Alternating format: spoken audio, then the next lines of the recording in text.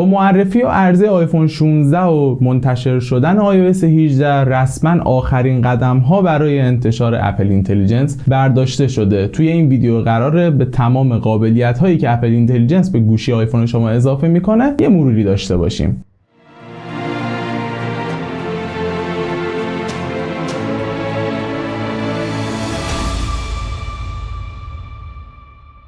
بی مقدمه میرم سراغ اصل مطلب. اولین چیزی که اپل اینتلیجنس روش تمرکز کرده و به شما توی کار کردن با گوشیتون کمک میکنه نوشتاره. تو چه بخشی از نوشتار؟ مثلا شما یه متنی میخواید بنویسید که رسمی یا دوستانه باشه، نیاز نیست کامل متن رو بنویسید بعد تازه بدید به اپل اینتلیجنس که بخواد حالا مثلا تغییر لحن بده یا بخواد فعلی رو عوض کنه یا بخواد املای کلماتتون رو چک کنه. شما کافیه 4 تا دونه جمله بنویسین، به اپل اینتلیجنس بگید که میخوام یک نامه رسمی یا اداری داشته باشم یا میخوام به یکی از دوستام یه نامه رسمی بدم. خودش ادبیات رو تغییر میده، به متن یه سری جملات اضافه میکنه و یه نامه کامل رو در اختیارتون قرار میده. در کنار تمام این کارا گرامر، املای کلمات و اون لحن رو هم به خوبی حفظ میکنه. یا مثلا یه دونه نامه رسمی داری، اونو میخوای بفرستی واسه رفیقت ولی دوست نداری لحنش رسمی باشه، نامه رو کامل میدی به اپل اینتلیجنس و ازش درخواست یه نامه دوستانه میکنی، خودش لحن نامه رو کاملا تغییر میده. یکی از کارهای دیگه ای که توی نوشتار و متن و اینجور داستانا بهتون کمک میکنه قسمت خلاصه سازی ایمیل و متنه.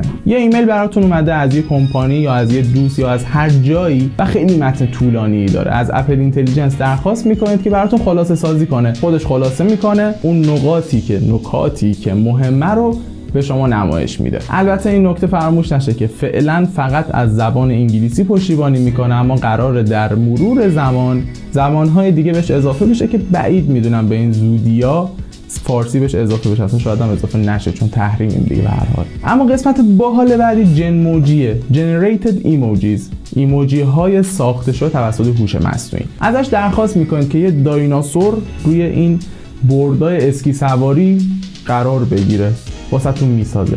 یا مثلا یه دونه خرگوش سرآشپز، گربه سرآشپز داشته باشید، ایموجیش رو براتون میسازه. یا مثلا تولد دوستتونه، میخواید اون رو در قالب یک ایموجی بهش تبریک بگید. از سیری که مجهز شده به اپل اینتلیجنس درخواست میکنید، چون که دسترسی به گالری گوشیتون داره و اسمها رو میشناسه، خودش نسبت به ظاهر دوستتون اون ایموجی که درخواست کردید رو میسازه. از قابلیت‌های دیگه‌اش میشه به این اشاره کرد که بهش یه متن میدید و ازش درخواست ساخت یه عکس رو میکنید. البته میتونید مشخص کنید اون عکس انیمیشنی باشه، اسکچ باشه یا یه چیز عادی عکس‌طور باشه کاملا.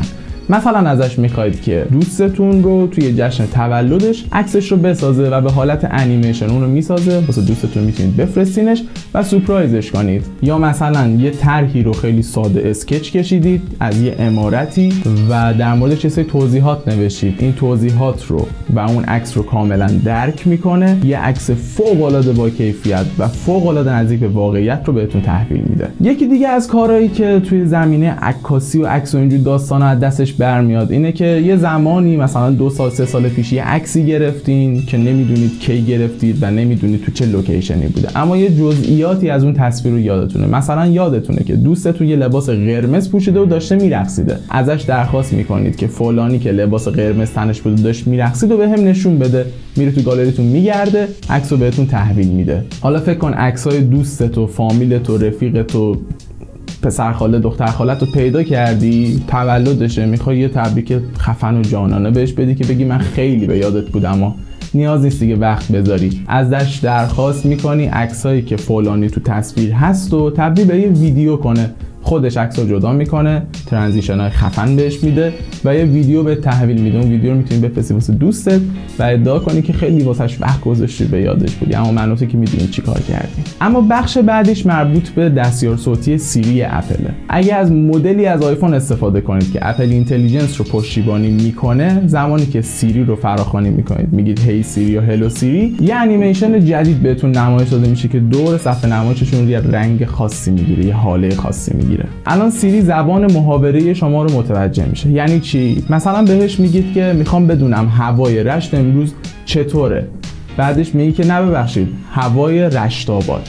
این تصحیح کردن جمله رو سیری کاملا متوجه میشه و میدونه که منظور اصلیتون چیه. با وجود اپل اینتلیجنس سیری حافظه داره، یعنی زمانی که ازش میپرسید هوای رشت آباد چطوریه میتونید بهش بگید که برای فردا یه پیاده روی توی این مکان برام ست کن. اون خودش میدونه که منظورتون از این مکان رشت آباد و خودش اون ریمایندر رو ست میکنه. از این به بعد تمام قسمت‌های گوشی به اپل اینتلیجنس وصلن.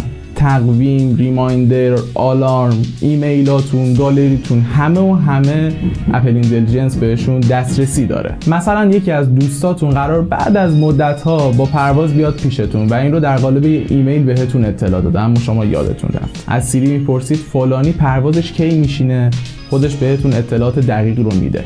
بعدا میتونید ازش بپرسید که خب برنامه شامم باهاش چه ساعتیه، بازم اطلاعات رو بهتون میده چون به تمام بخشای گوشیتون دسترسی داره که واسه من یه خورده ترسناکم است. حالا فکر کن همه این دستورات صوتی ان. از این بعد میتونی به سیری به صورت متنی هم دستور بدی. یه جایی هستی نمیخوای با صدای بلند یا اصلا صدات در بیاد بگی که سیری فلان کارو واسم کن، میتونی همه اینا رو در قالب یه متن بهش دستور بدی که متن میتونه محاوره‌ای هم باشه. قسمت خفن بعدی اپل اینتلیجنس مربوط به بخش نوتیفیکیشن هاست. از این به بعد سیری متوجه نوتیفیکیشن های پر اهمیتتون میشه و اونا رو بالاتر از بقیه نشون میده. یا اگه پیامی دریافت کردی که متنش خیلی طولانیه و وقت و حوصله‌اش رو قاعدتا ندارید بخونید، خود سیری و اپل اینتلیجنس متن رو براتون خلاصه میکنه و این خلاصه مفید از اون رو توی نوتیفیکیشن های گوشیتون نمایش میده. اینا تمام قابلیت‌های اپل اینتلیجنس، اما خب قاعدتاً به مرور زمان قابلیت‌های بیشتری بهش اضافه میشه. یه سری قابلیتاش که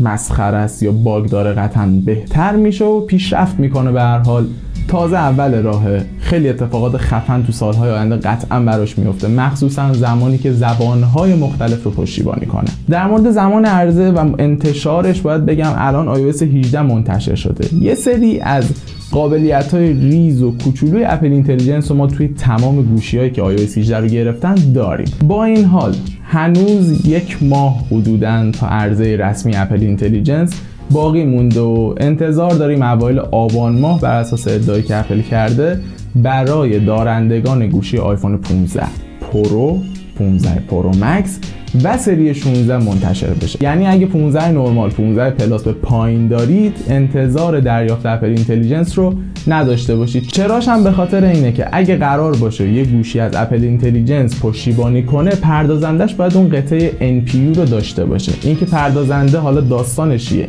NPU چی و اینا رو تو ویدیویی که در مورد پردازنده‌ها ساختم و کامل در موردشون توضیح دادم از این بالا میتونید ببینید. این بود همه چیز در مورد اپل اینتلیجنس. نظر شما دربارش چیه؟ ازش استفاده میکنین؟ ترسناک نیست؟ کلا چه حسی نسبت بهش دارین؟ مرسی که تا آخر انتهای این ویدیو من همراه بودین. میخندن منم پشت صحنه. مرسی که تا انتهای این ویدیو همراه من بودید. لایک و شیر و کامنت فراموش نشه. پیج اینستاگرام دنیتک هم در دسترستون هست، اگر دوست داشتید بیشتر با هم در ارتباط باشیم فالوش کنید. دمتون گرم، خداحافظتون تا ویدیوی بعدی.